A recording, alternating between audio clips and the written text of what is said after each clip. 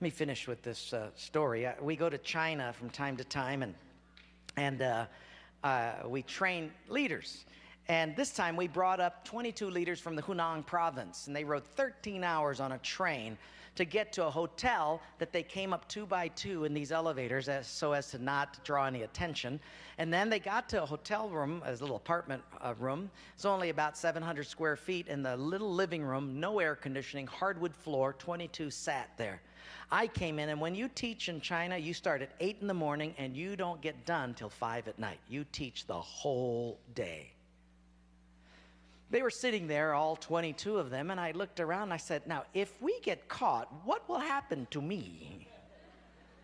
They said, oh, you'll get deported in 24 hours and we'll go to prison for 3 years. I said, you're kidding. How many of you have been in prison for your faith? Out of 22, 18 raised their hands. I thought, no way. I looked at him and I said, you 22 people, how many people do you oversee? Because they were all of these small group leaders, underground church leaders in the Hunan province. I said, how many, if you counted up all the people under your jurisdiction, how many would it be? And they counted them up, and they said, little over 20 million. I said, what? See, we forget there's 1.3 billion people in China. This is crazy.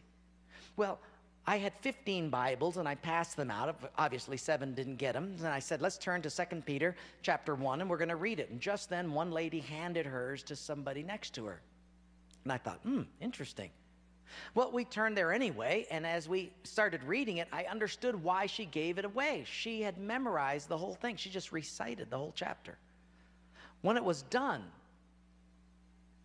I went over to her at a break, and I said, you recited the whole chapter. She says, oh yes, I've memorized many chapters.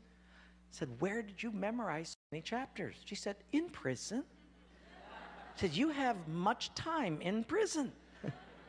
So I said, but don't they confiscate the Bible? She said, yes. So people bring in scriptures written on pieces of paper, and they bring it in.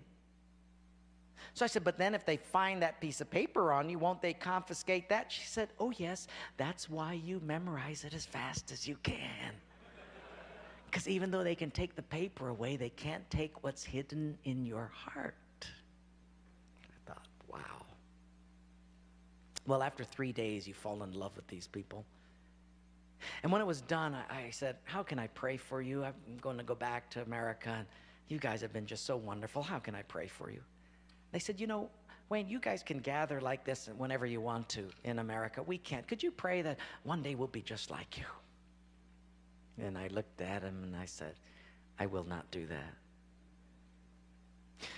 Big incredulous eyes looked at me and they said, why?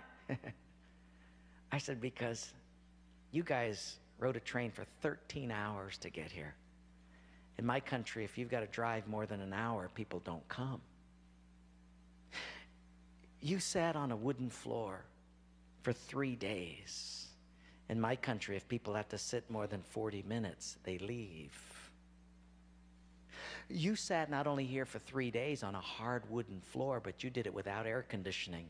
In my country, if it's not padded pews and air conditioning, people don't often come back. In my country, we have an average of 2 Bibles per family. We don't read any of them. You hardly have any Bibles, and you memorize them from pieces of paper. I will not pray that we become like, you become like us, but I will pray that we become just like you.